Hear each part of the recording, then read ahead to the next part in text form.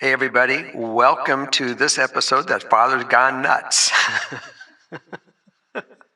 Not sometimes, but always.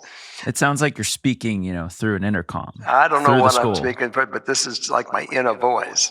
And we are very quietly and calmly and enjoyingly beingly here with Justin. Yes. And Justin, we have a theme? The theme Yes, the theme. is not necessarily in-laws, but it's your significant other's parents. So whether it's your boyfriend's parents, your girlfriend's parents, or your wife or husband's parents, or whoever your significant other is, it is their parents. Got it. So it all revolves around that. There's not really a term for your boyfriend, girlfriend's parents. They're just kind of your boyfriend or girlfriend's parents. Right. But it's your significant parent. It all makes sense. Ready to start? I am almost ready to start. I'm going to get comfortable, get rid of this. I guess you have experience on both sides of this. On what side of what? You've been a significance parent, and you've dealt with significance parents. Oh my God. All the above. So here we go. By the way, lots of renditions of it. Let's go. I'm ready. I'm sitting in my chair.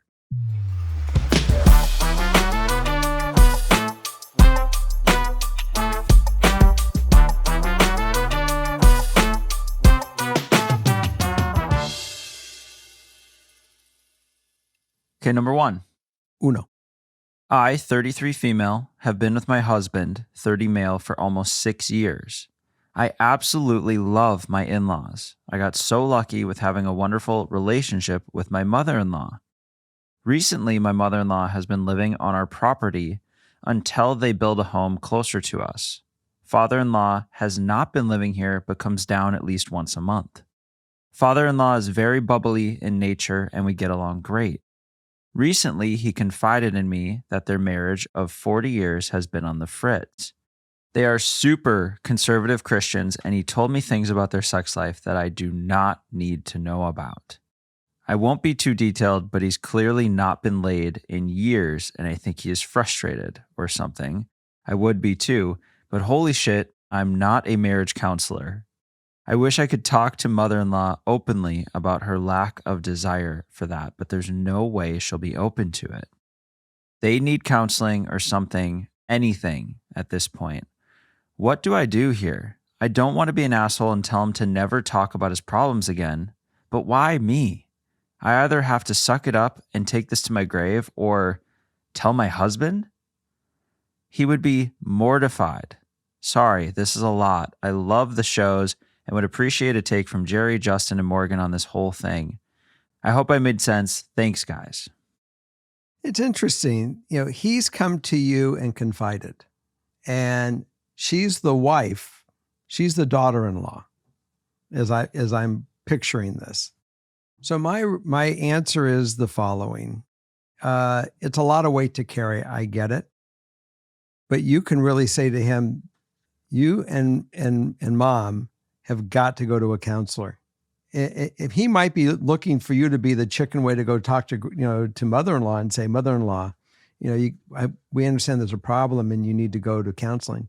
I really don't think that's up to you to say.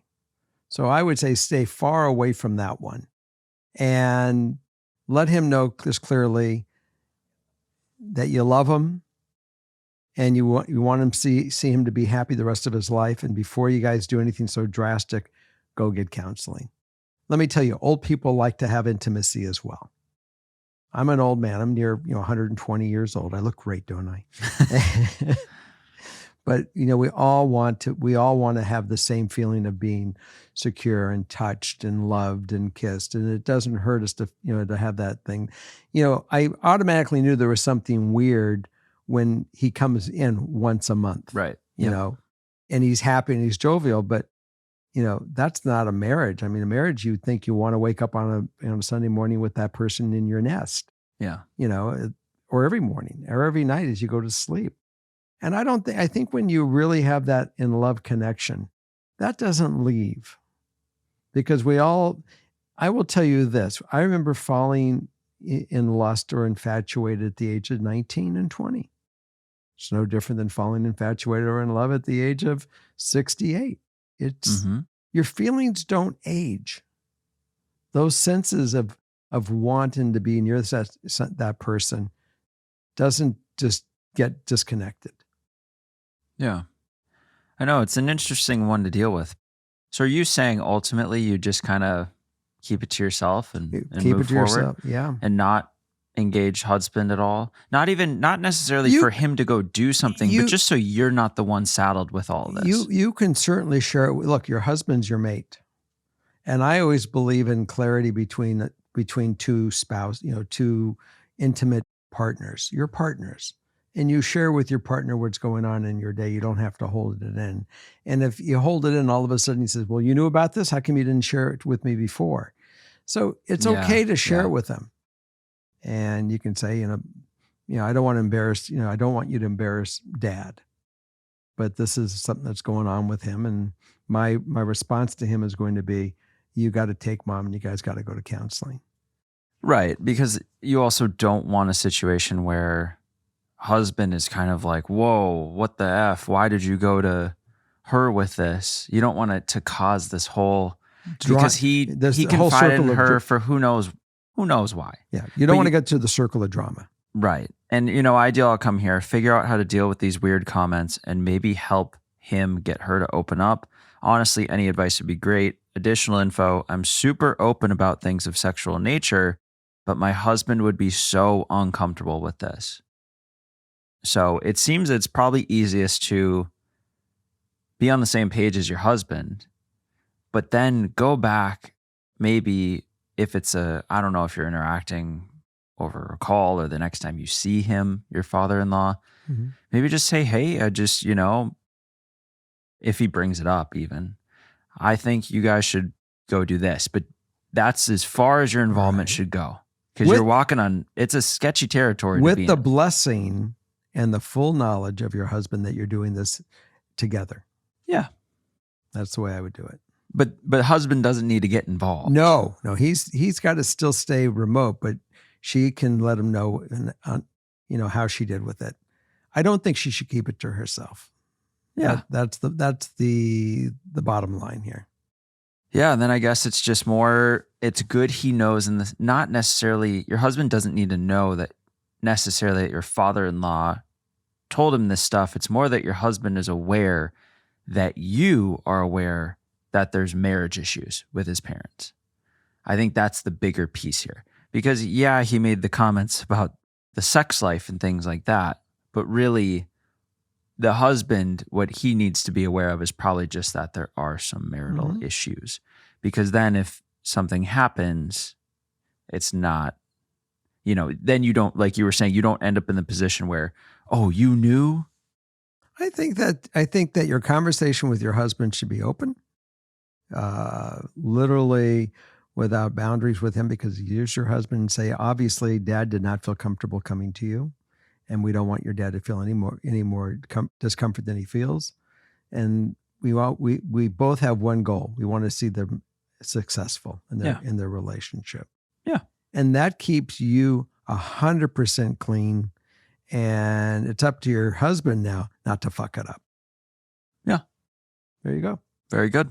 Let's move on to number 2. Okay, number 2. I'm ready. Hi, FKS family. I'm an Argentinian OG THT listener and jumped on the FKS train last year. My boyfriend's dad and I can't get along. We've been together for almost 6 years now, started dating at the age of 15, and that man still doesn't understand I'm not going anywhere, LOL. For some context, my boyfriend's parents are divorced and he lives with his mom. Thus, I have a close relationship with her and get along just fine. His dad, on the other hand, I don't think he's ever liked me. Ever since we met, he has been distant and frankly, rude. We'll be sitting at the same 4-person table for dinner, and he won't say a word to me or even look my way. His favorite hobby seems to be joking about how my boyfriend will/should cheat on me, find another girlfriend, etc. All within my earshot. This isn't hearsay. My mother-in-law and sister-in-law have defended me a couple of times. I've told my boyfriend these comments aren't funny, but just flat out disrespectful, and he has supposedly told his dad to not make those jokes anymore. There have been times where my boyfriend will invite me to spend the day with them, dad, sister, and him, or simply going to his dad's place for lunch or dinner, and I've refused because I honestly don't feel comfortable, but then I feel guilty because I also know it's important for him and it probably hurts him. I've talked about this with his sister, and she says that's just how their dad is, and that when I learn how to address him, we'll get along. By that, she means I should get on his level and talk back. To be honest, I have to bite my tongue every time he says something, but choose to be respectful and well-mannered. Thank you so much for reading. Sending you lots of love. Ideal outcome. I guess I just want to know how to proceed. Do I keep allowing this, or should I talk back? Well, let's bring it. Let's change the word from his silence, his disrespect, to the word abuse. Let's substitute it. You think that you have to take abuse in order to make your significant happy because it's his father? No. You just say, you know something, I love you. And I know in the love that you have for me, one of the things you would never want someone to hurt me or abuse me. And if somebody is that's in your life and you can't control their behavior because they have something emotionally twisted in their mind, that you wouldn't want me to go around that person. And in this case, it happens to be your dad. So if you know that I love you and you know that it's in no disrespect to you, but it's in self-respect of myself not to be put into that situation, that is why I can't go with you. Right. And I'm not going to deny you from having your relationship with your dad. I just can't get into this. And to me, it's abuse. Yeah. And look, what makes fathers do this stupid shit or mothers do this stupid shit or a family? Their own insecurity. You're not their type. And because you're not their type and he's twisted and he's like looking at you that you should be his type. I mean, I have seen this in parents with their offspring and their offspring's mate. And I look and I go, what is wrong with this individual? You're looking at this person because they don't physically are attracted. They're not your type. I mean, that is twisted. So, just take the hint that this person is just jacked in the head. And it's not looking at you for you. Really need to be around this. If my boyfriend wants to have to figure out this relationship with his dad, let him figure it out. But I'm not going to be around to go be subjected to it. Right. I mean, you have to do something for yourself because clearly your boyfriend isn't. I mean, I'm also kind of thinking like, why isn't the boyfriend taking this more seriously? It doesn't mean he has to go blow up his relationship with his dad, but he certainly could stand up for you and make it so that you don't have to be the one to say, hey, I'm going to probably stay back so I don't feel like shit after. As a boyfriend, you shouldn't want to put your partner in harm's way, emotionally or otherwise. I agree. And so if this is having that kind of toll on your partner, I think, for me, it would make me feel like, well, I have to do something about this. Either the next time it happens, you really seriously address it, mm-hmm. or if that's just not going to happen, it just I want to feel from the boyfriend that he hears her, he understands, and he's not going to put up with that shit. He'll respect the fact that she doesn't want to go, but also just do something about it. You're just kind of letting it go. And, it gets dicey as a person in the boyfriend's position because you're in the middle of these two, mm-hmm. and you're going to have an effect on one of the relationships either way. So what's the best route to take? But in your case, our writer here, I think that's a great path forward. Make the boyfriend understand why you're not going, mm-hmm. so that he's not hurt because you're not going. Mm-hmm. But also, I would just look for a little bit more of him to stand up for you. I look at it saying, I'm not going to put him in the middle of anything. Let him decide himself, and you watch to see what his behavior is. But needless to say, you're not saying, it's either me or your dad, honey. You're just saying, I'm just bowing out and you get to go deal with it however you want to deal with it. And you're not adding any pressure onto him. He himself is going to start saying, Dad, what is your frickin' problem? But to have the expectation to add this additional stress in your relationship because the guy wants to cause stress in your relationship, I wouldn't give into it. I would just say, baby, I love you. I know that you're coming home to me. I'll see you when you get home. Let it go with that. I think, right now. Yes, that works unless boyfriend has a problem with you not going. If that turns into a problem, that's a different deal. But then we start to get into other territory where it's like, all right, if we go and this happens, I'm going to leave. Well, unless you do something about it. You try step one. You have a problem. You come back. You come do another ride, and we'll hear it. Part two. Yeah, we'll live it. But if I am your dad or your father-in-law or uncle, and you came to me and said, "How do I deal with this? How do I navigate this?" That would be my suggestion: is keep a stronger head about you, and don't let this guy own you. And just say, you know something? I just don't need to involve myself with this negative energy. And you guys want to go hang with him, you go hang with him. But man, he's just not my type. Look, I had an uncle that I did not like his behavior. I did, but I got to the part where I just wouldn't put myself into that behavior, into that area. Fair. Because I wasn't going to condone it. Yeah. There you go. So we're going to move on. You let us know what goes on. I love to hear the feedback. People love to give their feedback. Yes, always. And we're going to go to number 3. Number 3. Hello all. As a fellow Minnesotan and longtime listener, I've been contemplating whether to write for this platform. However, I'm an avid listener of FKS THT and Midwest Married, and I find the discussions you engage in to be highly engaging. How to talk to a mother-in-law about the uneven treatment of grandkids. Backstory. Ooh. We're a military family. I'm 36, husband is 37, and the kids are 9, 6, and 3. We haven't lived near our families in 16 years. Since we don't see them as often as we'd like, the majority of our communication is through texting, calling, or FaceTiming. Mm-hmm. My mother-in-law, 55, seems to favor my daughter over my sons, particularly on birthdays. Most recently, for my daughter's birthday, my mother-in-law reached out days in advance to ask what special gift my daughter would like. I offered 4 ideas, thinking she'd pick one, but instead she sent 3 of them from her and the other from my sister-in-law, who is autistic. For my daughter's birthday, she reached out to call and wish her a happy birthday via FaceTime. My middle child, my son, celebrated his birthday a few months ago.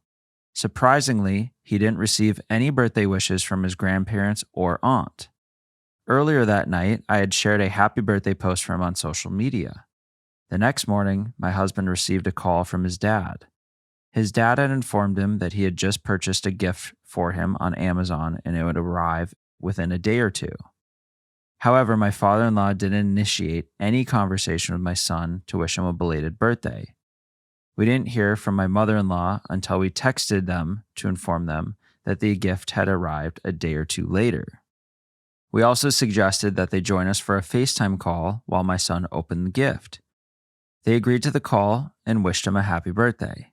However, they didn't acknowledge or apologize for their delay in birthday wishes. They've also missed my youngest son's birthday, sent him a gift 5 months later. I'm thankful he was so young, so he didn't notice. In the past, they've sent texts from my middle child saying happy birthday, but whole video messages gushing how much they love and miss my daughter. I honestly don't care about the gifts in general.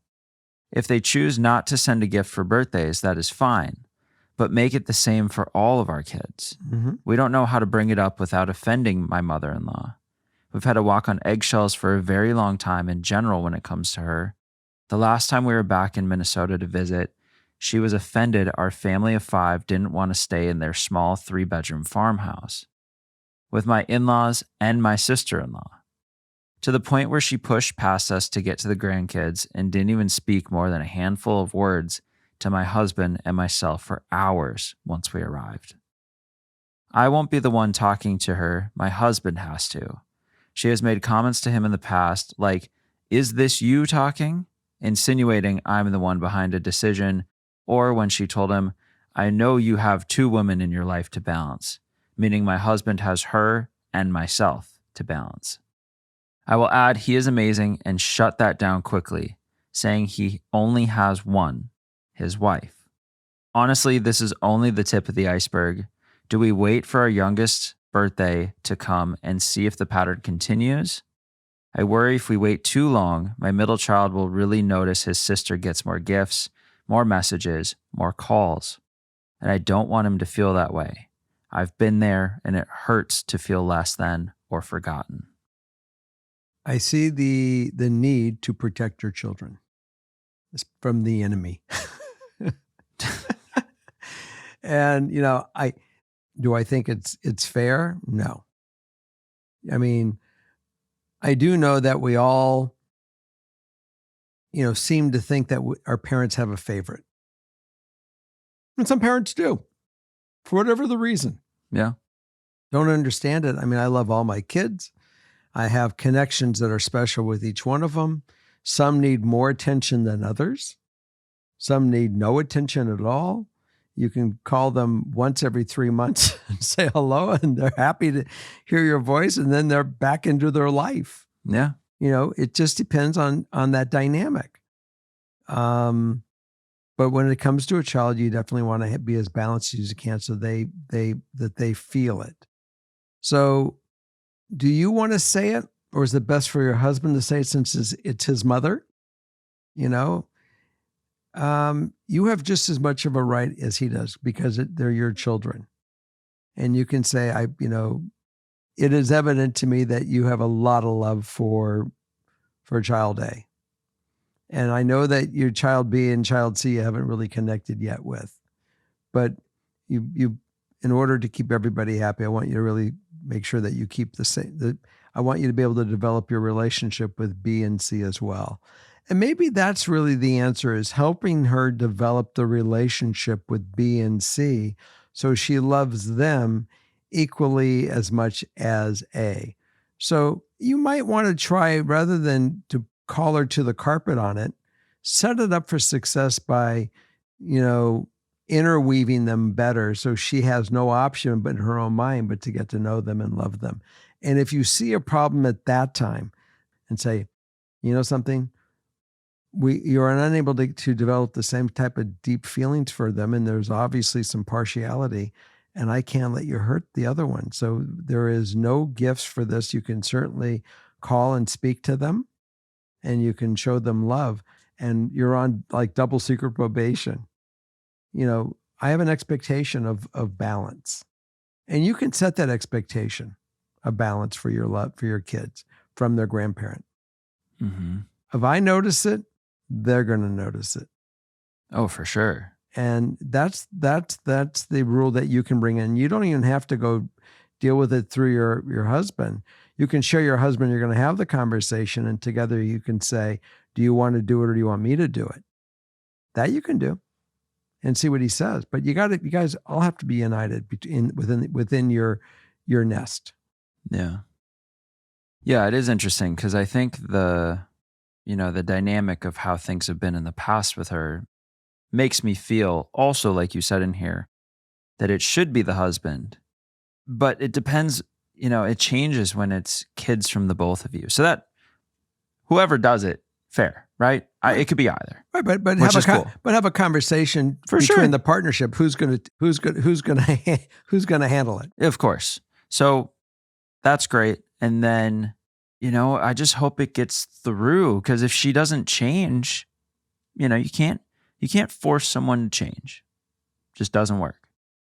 And so if she doesn't change, then I'm just starting to think about how we deal with it on our end with our kids as the writer. Mm-hmm.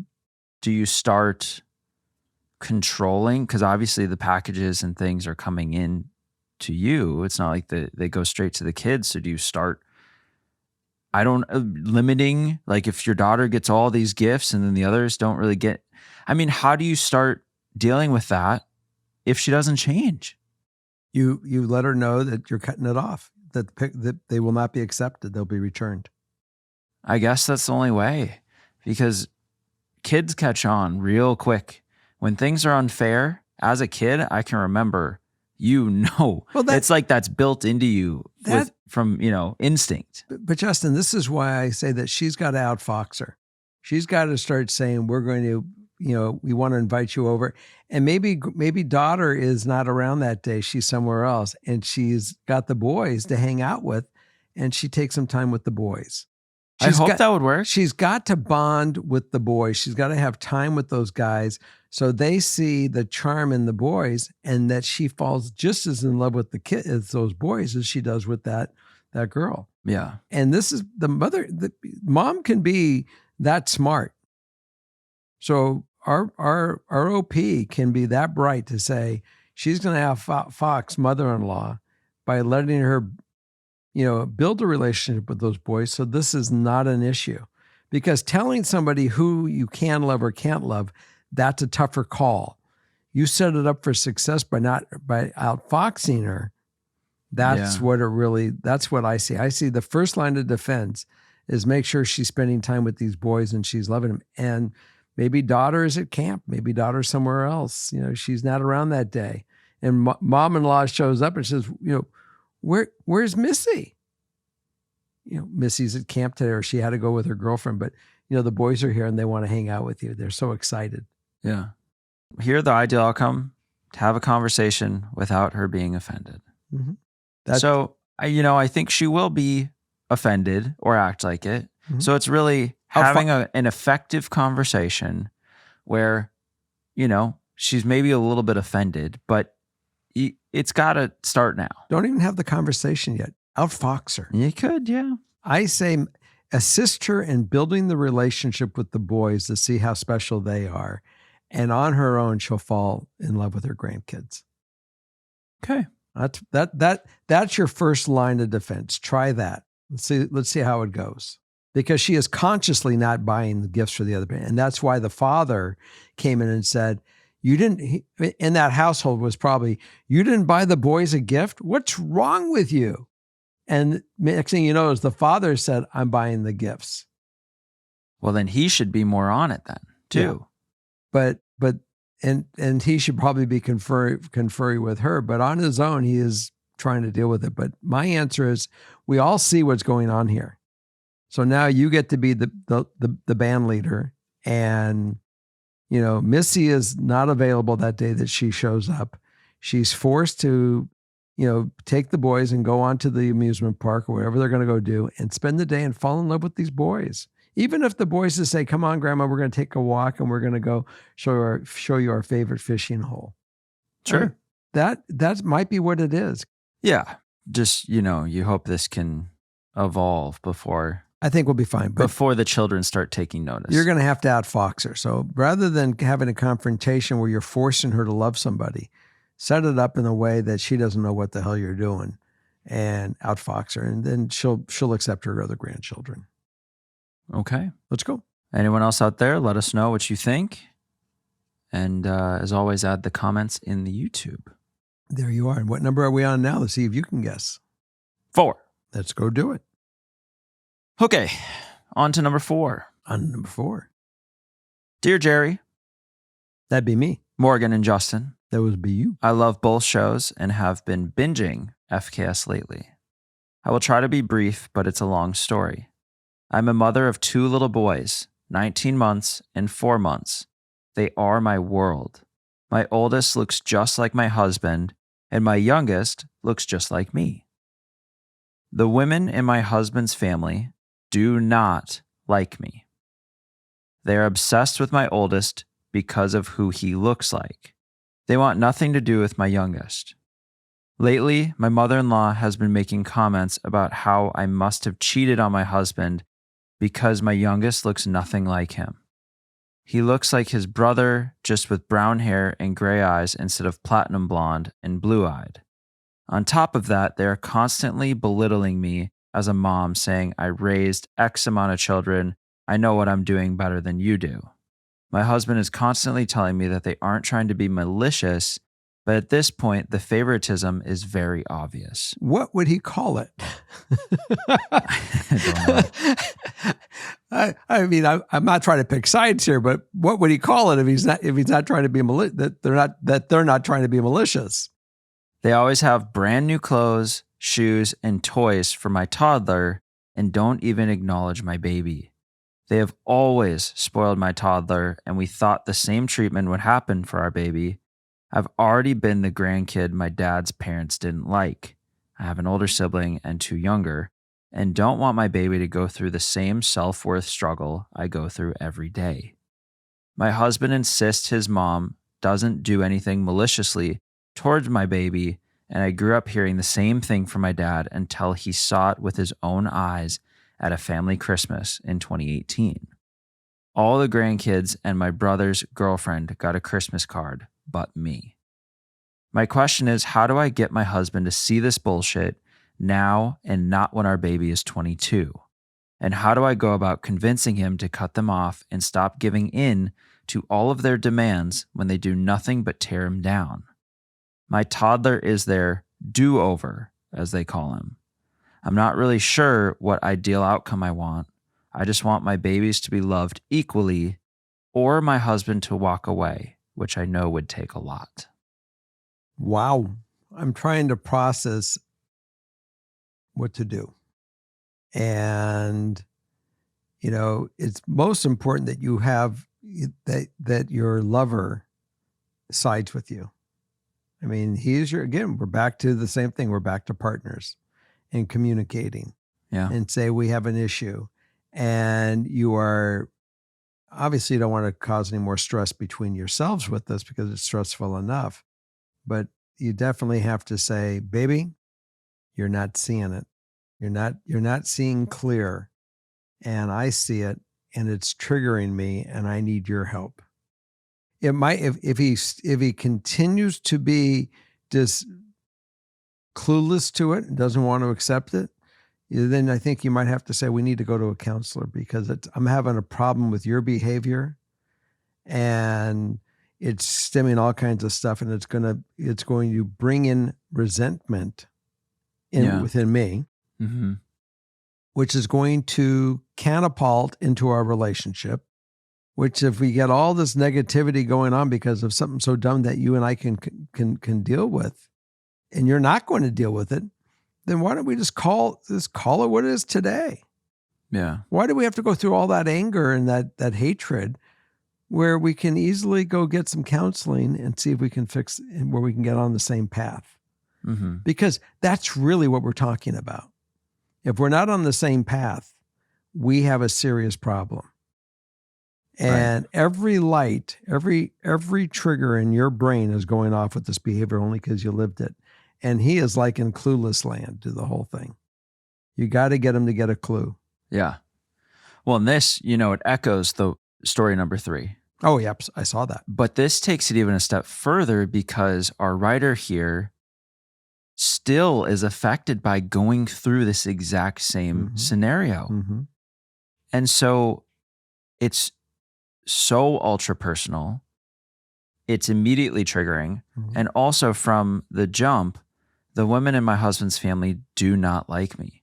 So we're already at that as a baseline and we're building this from that foundation. And, I honestly, I didn't recognize how prevalent favoritism is. I feel like I'm underqualified to speak on this one any more than what we had said kind of in the last one and what you just said about if you're united front with your partner, with your teammate. Man, that makes things a lot better. Then it doesn't necessarily matter who else all surrounds you. As long as you guys are rock solid and on the same path, as you said, then that's the control you can have over the situation. Because just like the last one, you can't force them to all of a sudden start treating your other child the exact same as the one that's being favored. Right, but you got to remember something. They're convinced that she was not monogamous to her husband. This child doesn't look like him. Sometimes they don't. I know. This is crazy. Sometimes they look like 3 generations above. I mean, I can look at people and I go, God, they don't look like siblings, but they look like that, the grandparent of that of the other side. Yeah. So there's no way it didn't happen. I mean, it is dumb shit. Yeah. The most important thing is that you definitely, 2 things. You have issues from your own life. You may want to seek some assistance with that insecurity and how it's affected you. Yeah. And it's that subconsciously you're not setting things up to be the same for the next generation because of your own bad programming. That might be something you might want to look into. Yeah. But you definitely have to get your spouse on board. And it's not through yelling, it's through love. And his commitment to you to always love you, honor you, and cherish you, and to death do us part. And that is the thing here. And he's got to really do that. He's got to jump on it. And as much as his family, he loves his family, their behavior right now is just, it's his other child. Yeah. And he's not protecting, and you can even say, you are not protecting your next child. Yeah. And what's going to happen if we have a 3rd child? Same thing? I mean, there's a little extra context here that may help. My mother-in-law is a recovering narcotics addict. She was put on a lot of heavy drugs for paranoia, sleep disorders, and a blood clot. She is constantly angry with me because I won't allow her to be alone with my toddler. Father-in-law has to be there because she has made inappropriate remarks and gestures towards my toddler, but also does not have the mental capacity to be with him alone. He also does not like her, but loves my father-in-law. My husband has been treated like shit by his family his entire life, and his stepdad has finally started treating him better now that his brothers have gone off to college. My husband is constantly seeking their approval, and I think subconsciously he knows he will never get it. My husband's bio-dad died when he was 9, and that family has had nothing to do with him since. He comes from a really messed up family. So I think that plays in because... Counseling for him too. Of course, because he is kind of seeking that approval and that welcoming into, that acceptance.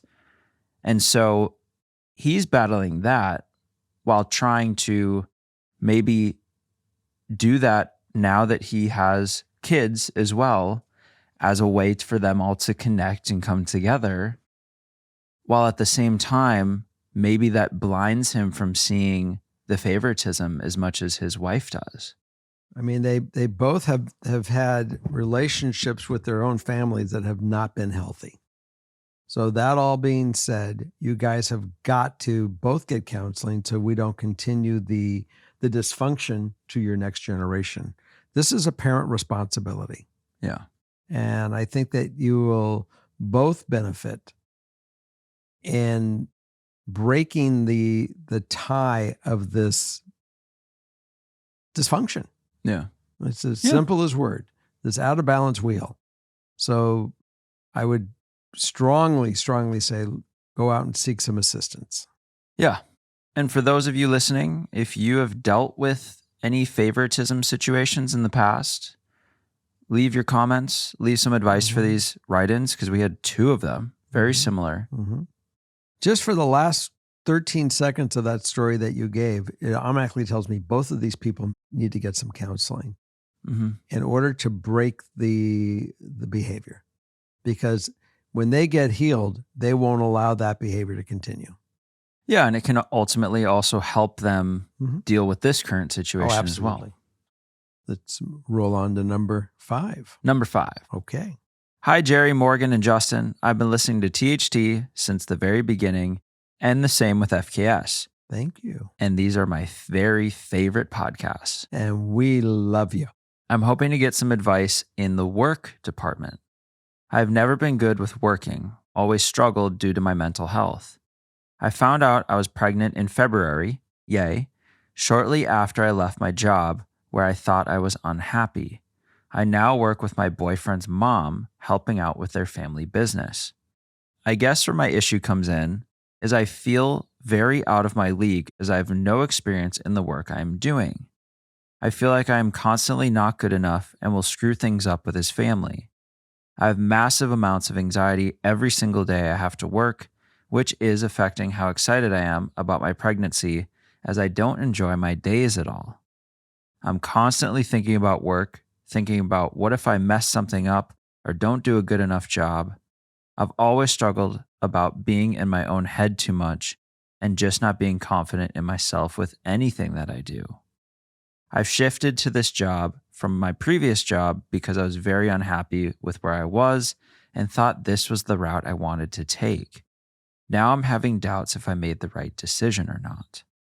My ideal outcome is to find ways to get through the next few months. I will stop working most likely in September sometime to go on maternity leave, unless anything happens sooner that requires me to stop working. I guess I'm just looking for advice on how to not be so stressed and filled with anxiety about this job. Don't profess the failure. If you profess the failure, you're gonna believe it and you're gonna fail. It's obviously there is some disconnect in your confidence, and it's interesting. The last read we said these people should get some assistance. Yeah. Assistance is not bad, and it is not weakness. Assistance helps you get yourself in a place where you can properly cope. Yeah. If you're having issues in coping, seek some outside assistance to put the wires back on the right posts, so you're not processing these things to put yourself into pandemonium, for lack of a better word that I believe will fit. But I do believe there is some assistance for you that would help you in your future if you tried it. Don't worry about screwing up. We all screw up. Yeah. I mean, I screw up. I did a screw up yesterday. I decided to go pay for something. I went on Zelle. I found a name I believe was the name of the person where I bought my last thing up. I sent, money out, $225, and then I realized the right person didn't get it. And I wrote back to the person, I sent you money, and if you're probably wondering where it's from, it was a mistake. They didn't acknowledge it.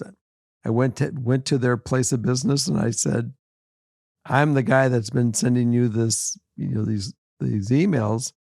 Can you return the money? And he goes, I couldn't figure out what this was for. And let me tell you. How many times did you do it? How many times did I send the money? Or how many times did I request to go have it? Did I make contact to try to get it back and call the number? Oh, no. How many times did you accidentally send the wrong? Oh, one time. Okay. One time. I thought you were saying it was no. I sent recurring. No, I did it one time, $225 yesterday morning. And, I said, all right, it's cost of, doing business. I screwed up. The guy, I walked in and I explained to him what happened. He goes, I saw this. I just thought if somebody was trying to hook into my account and, get me to bait. And I go, I understand. I'm real. This is how I got you in my phone. He says, not a problem. He returned the money immediately. And I said, you know something? I will come buy from this guy again. He was legitimate. He was understanding. Did he send you interest too? Just no, kidding. I actually wanted to give him, ask for less money back in case he had any fees on it. He says, not at all. He says, yeah, that's nice. It was an honest mistake and not a problem. Yeah, there's good people out there. So we all make mistakes. The thing is, don't try to cover them up. Recognize them, be clear about them, and laugh them off later because that's how we learn. Yeah, I mean, do you think it's worth eventually? I know we have maternity leave approaching, so it could be dealt with now, or honestly, you have a nice natural break coming up where it takes you out of that daily office work you're doing. And then maybe when you get towards closer to the point where you are going to return to work, you could maybe have a conversation with mother-in-law or whomever is also in the family business and say, hey, well, I'm, I've been reflecting on this job now that I've been away from it for a while. I feel like it might just not be for me. That might be it, but I believe everything happens for a reason. And for right now, life is giving you a challenge to succeed in this and see how it is. May not be your final destination, but until you decide to really go on maternity leave, give it the best you can do and just take it as a challenge, enjoy it, and see what happens with it, because you're only talking about months before you go into maternity leave. So take this as like a hockey season. I just found some more context too. I just read ahead. Oh, you did? I've been with my partner for almost 6 years, and I really don't want this to ruin the relationship I have with my mother-in-law, as we are working together 3 days a week. And I guess I don't have the same working drive that she does. I'm just working to pass the days until I go on maternity leave, as my real passion is to have kids and be a stay-at-home mom. Mm-hmm. So there is a natural solution approaching where you probably won't go back to work. So what we're talking about here is having lots of anxiety and not liking any day leading up essentially to maternity leave. Mm-hmm. So do you think, take the pressure off, open your mind a little bit, but at what point is this taking such a physical and mental toll on her that it's probably not healthy to keep working there until we get to maternity leave? I mean, where's the balance? I think that I think that we have a deeper rooted issue. I think counseling will help her. I think there's insecurity that's involved here. They're set up for, there is a predetermined setup in her mind for failure, and she doesn't want to fail. Yeah. There's all kinds of stuff going on in here. At least I feel that. Now, look, people don't have to work. They can go do whatever they want. It's up to, if you guys can afford it and your husband's fine with you not working. But staying at home mom is work. Yeah. Life is work. That's reality. There's no way that we're not going to have responsibility and having to do things. I don't think there's an aversion to working here. I think it's like, no, I'm excited to be a stay-at-home mom. I'll take all of that. I'll be working my ass off. Okay. But I don't like the work I'm doing now. Right, because she's afraid of failing and disappointing the family. Right now, she's in a position that she can do something for herself, give it a shot, and succeed. And then if once you have had that success, you're not saying here's a life of that, you got to be here. We're talking about 4 months. Yeah. Go take it as a hockey season. Go enjoy and do the best you can and show yourself that you can. You're not showing anybody else. This is all about yourself. Yeah. That you've taken this. It's like looking at. One time when I was 14, I went to the Matterhorn in Switzerland, and I looked up and I saw this huge mountain, and I said, I'm going to go walk to the bottom. Little did I know that it was such a large mountain that looking at the bottom was not a mile, it was 12 miles. And it looked like I'm going to walk a mile, I'm going to be there. I walked for, 6 hours to get there and 6 hours to get back. Wow. We got back just as the sun was setting. And it was a journey. I never forgot it, conquered it. There's times sometimes we get involved in things in life that we don't like. Take it as a challenge, do it, conquer it, and then you can do whatever you want for the next one. Yeah. I don't take it as negativity to say, gee, can I quit today? I don't like it. Yeah, I guess it's a balance between, do you truly absolutely hate what you're doing every day, or is it the worry and the anxiety that's making you hate it? And if you can sort that out, I mean, I think you can get through the next few months. Mm-hmm. I don't know, even if you open up to mother-in-law and explain how you're feeling, there could be a deeper connection there. Don't let the worry and the anxiety force you to fail. Yeah. And I want to see you succeed and take the challenge. Again, this is not a lifetime. This is a hockey season. Give it a shot. You'll stay busy. Your mind will be busy. And Learn what the family does. And Enjoy get it. excited to be a mom. And be part and just build your relationship with your in-laws, because they're going to see you as part of the family, and they're going to see you there working right along with them. Give it a shot.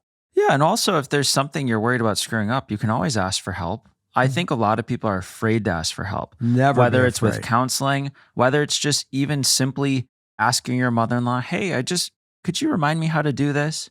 I don't think anyone is ever looked down upon for asking for help. Never. I've had businesses, and I've had people that work for me. The ones that don't know and they try to pretend they do know, I'd rather the person that does know says, can you answer this for me? I'm glad to. Before something's screwed up and it's too late. And Absolutely. yeah. Costly mistakes. Wonderful. More respect. We have a number 6? I think so. Number 6. Let's go do it. Hi, FKS family. Hi from Australia. I love Australia. Hope you're all well and having a great day on the pod. Here's my dilemma. To put it simply, my husband expects me to have the same relationship with his parents as I do with mine. My husband and I have been together for almost 5 years, married for 1, and as much as I love my in-laws, they are not my parents.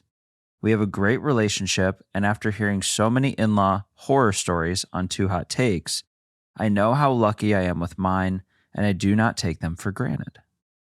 Every now and then, my husband makes comments about how my in-laws see me like a daughter, and that they're my parents too now.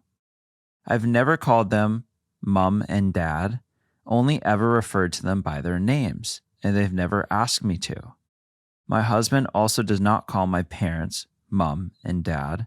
I don't expect him to, and neither do they.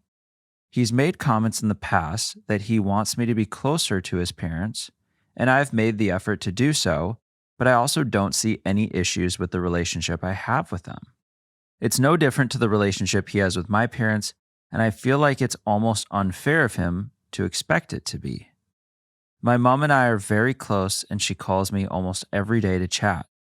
I'm not a phone call girly, so literally the only people I speak to on the phone are my mom and my husband. He's very much a phone call guy and has asked me in the past to just randomly call his parents to chat. I will always say hi when he's on the phone with them, but I just don't feel comfortable calling and chatting with them like I would with my mom. He's made comments in the past like, "You call your mom all the time. Why can't you call mine?" It'll mean so much to her. As much as I get where he's coming from, because he does call my parents to chat, I also get quite annoyed that he's expecting me to show my love and care for them in the same way when he knows it's not something that comes natural to me. I've noticed that he makes these comments mostly when things like Mother's Day or Father's Day come up. I'm the eldest daughter, so of course the gift giving and planning falls to me rather than my younger brother. So when I tell my husband that I've organized a gift for my mom, he'll ask what I've planned for his mom. I've made it very clear that he needs to organize presents for his family, and he usually does with the help of his brother, but he will always make the "they're your parents too" comment first. It's almost as if he's trying to guilt me into taking on the mental load and task of looking for and buying a gift, and I hate it. I'm so stuck on how to address this with him because I don't want to upset him or disrespect his parents. Ideal outcome: to have my husband understand that our relationships with our own parents are different to what we have with our in-laws, and that's okay. I don't want to disrespect his parents in any way, but I just don't think I will ever be able to see them as my parents because, to be frank, they're not. Well, your mom has been your best friend since you were 2 seconds old. Yes. And Maybe even earlier. And so there is a connection of trust and life experiences. It's like a best friend. I mean, I understand there is a connection with a parent that is different than when you sign on with somebody that you love and you love to have them in your life, and you know that they're older, and you have to respect them because they're the person you love's family. I have certainly have been involved with, my parents who are no longer here. And I then, come across Morgan's grandma, who I loved dearly, and her great-grandmother, who I really loved dearly. We had a very special relationship. And we could talk. Because you become family doesn't mean that you can always have a conversation. That's a chemistry thing. And it doesn't mean you don't respect them and you don't love them for being in your life and the family of a member, and that you're all family. But every dynamic within that family and those relationships get down to chemistry. Do we get along? Do we have a meeting of the minds? Do we think alike? Do we have a way of something that energizes to have these conversations? And just because they're your husband's mom or dad doesn't make it reality that that's the connection. Yeah. So I think that's a little tall of an act that he's asking. That may not be real. It's not that you don't love them. It just means that you may be on a different level. And sometimes it may be 1,000 years and you'll never have that same relationship. You and your mom come from the same cord, basically. And there's something and some kids have no relationship with their mother. It's for whatever that reason is. Yeah. I'm glad you have that special relationship with your mom. Mm-hmm. And I'm glad that you respect his parents and you can get along with them and that you love them too. Don't expect all love to be the same. Love is love, but sometimes we love each other different. Yeah. Additional info here. For context, my mother-in-law has cerebral ataxia, a disease similar to MS that affects her balance and motor skills and will likely cause her to pass in the next few years. It's been a hard few years seeing her get worse and worse, and it's affecting my husband more than he'd like to admit. Mm-hmm. I know the anxiety of having such little time with her is likely where this is all coming from, so it's hard for me to address this issue with him without the topic of her illness coming up. Also, my husband and I have a fantastic relationship, and this is one of the only things that has come up that's been difficult to move past. Yeah, it does. That doesn't change my advice. I mean, we obviously have to feel compassion. There's no doubt, but I'm sure she felt compassion before you mentioned that to me. Yeah. I mean, there's life issues come across and drive things. I am sure that you recognize that somebody is looking for extra love and a little extra attention because of all the dynamics that's going on. And that being said, I'm sure you're able to easily give that with love and without obligation. But to be able to communicate like you're communicating with your mom, where she's been your mom since you were, an infant, and she has seen you through every aspect of your life. That's a tough call to take that and say, gee, get rid of that and give that the same, that same. It's just different. I think there's a lack of reality on that. It's tough because I think your husband probably is having a very tough time with his mom's declining health. And it probably is why he's feeling like he wants you to call and connect more and be more a part of it. His parents probably don't feel that there's any lack of love between you and them, or that your relationship is, not as good as it could be. I know that you never want to later say, gee, I wish I knew this person better, because this person, since you say that her days are really numbered, they are numbered. And I know that my grandmother, who I never met, who died, before my brother was even conceived, I hear stories of her and I would say, gee, I wish I could have known her. And then I have people that were in my life I think I would have wished I've known better. And I have in women that I've been very much involved with, thinking that I may have a life with them. And I think I would really have liked to know their mother and been able to spend more time with them back in that day. And now I know in relationships I'm having now that, look, I'm 67, I'll be 68. And the women that I would be hanging out with, their parents are around, they're going to be older. Yeah.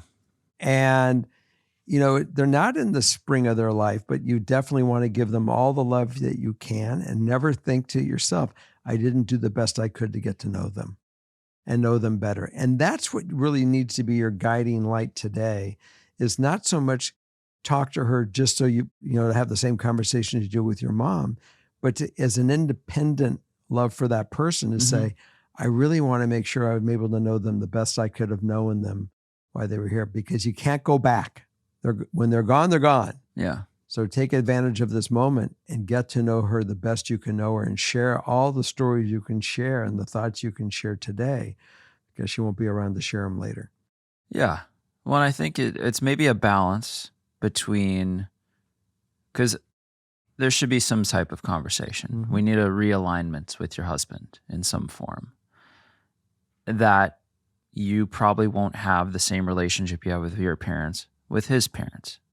But also, why not, try to do something where you plan some kind of day where, I was thinking we could go with your parents and go do X, or take them to see this place that we really love, or just take the initiative to do something like that. So he's like, wow, this is amazing. She does really care and is putting in the effort, while also having him understand that, I'm not going to call her every day, but I do want to make an effort. Yeah, take the initiative just to go spend go there during midday or an evening and say, I'm just going to go hang out with your mom, because I want to have as much time as I can before she really deteriorates. Yeah, and it doesn't have to be a one-on-one thing. It can be like a group outing. You might even enjoy one-on-one though, because I'm looking back at this, and I mean, I'm at this place more than you're in this place where the person is aging. And let me tell you, it's nice to be in the place where you can take them one-on-one and get these little experiences and have stories that you can share that they may not even know that you shared it with them, but you had a good time. So it really does mean something. I can see where he's coming from. It's not making her your mom the same as your mom, but it's his mom. And it will be nice that you can hear stories even of his life from her, and get to know her better and her experiences that she had. That's going to really make a difference that you can all laugh about. Yeah. Because it's, nobody has to do anything they don't want to do. No, this but is all good. It's also, being there for your partner and, stepping out and doing some special things once in a while. He'll recognize it. Yeah. He'll see you doing these things with her, and it's going to mean more than anything. And you yourself will be heartfelt, and you're going to benefit from it because you're going to love the experiences. Yeah. There you go. So that's 6 episodes. That's 6 reads. Yeah, it is. And that's it for our show. We're going to go do Patreon next. Come on the other side. If you're not a Patreon 1 tier or 2nd tier participant or 3rd tier, come join us. We'll see you in the backyard. And if you have any advice, if you've been through any of these situations before, write in. You have experience, please leave your advice, because that is the most beautiful thing about this show. And probably the most helpful for these listeners is all of you that have experienced these things. Absolutely. So thank you for being here. And on that note, we'll see you next time.